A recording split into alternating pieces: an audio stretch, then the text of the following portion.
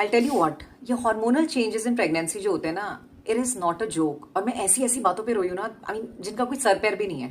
My first trimester, अपने favourite इंसान की शक्ल देख के भी ना मुझे इरिटेशन होती थी। और कोई ऐसी वैसी इरिटेशन नहीं, ऐसी इरिटेशन की जैसे अगर एक खून माफ होता ना तो शायद मैं कर ही देती। भाई खुद पर विश्वास नहीं होता था। Progesterone was making me go crazy. I give you an example.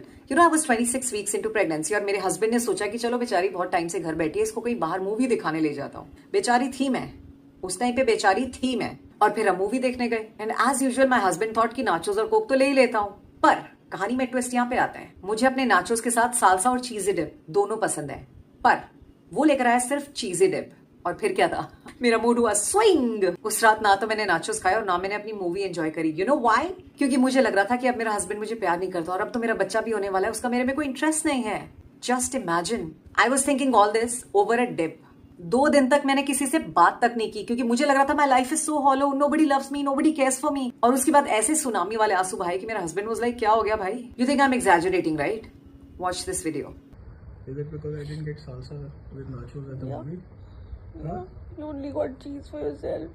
But you asked me you want to eat nachos and you know how I eat nachos. So you could have told me, I would have got the salsa. Oh, I didn't want to. You just should have known. Listen, I blame this one on estrogen. और सुनो, दिन रात के mood swings ने मेरा इतना दिमाग खराब किया था कि मुझे लगता था भाई इज दिस रियली नॉर्मल या I am losing my mind.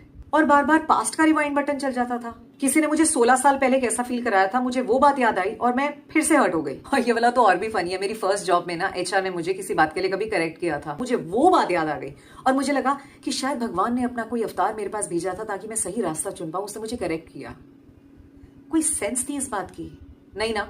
Exactly यही हो रहा था। और क्योंकि ये सब कुछ इतना ज्यादा हो रहा होता है ना, कांस्टेंट फियर चल रहा होता है एक अंदर। Will I be a good mother? Will I be able to take care of my child? Will I be sane enough to handle everything? ये सब तो फिर भी नॉर्मल है। मुझे तो ऐसा भी लगता था कि अगर मेरे से ना संभला तो कौन सा ऐसा इंसान है जिसपे मैं ट्रस्ट करती हूँ, जिसको मैं अपना बच्चा दे पाऊंगी। इतने एक्सट्रीम थॉट्स आते थे ना, मतलब इट्स नॉट इवन फनी। एक और बात बताती हूँ, मेरे और मेरे हस्बैंड के बीच में ना एक पैक्ट है कि हम जब भी एक दूसरे को मिलेंगे ना, morning evening before work and after work, हम एक दूसरे को ग्रीट करेंगे, which is a good habit, right? तो एक दिन जैसे मॉर्निंग में उसे ग्रीट करते हुए ना मुझे ऐसा लगता था, oh my God I am so lucky, I love him so much. उसी शाम को मुझे ऐसा लगता था, आई लव यू। हट, this one I am blaming on oxytocin. See every pregnancy is different and every pregnancy has its own story.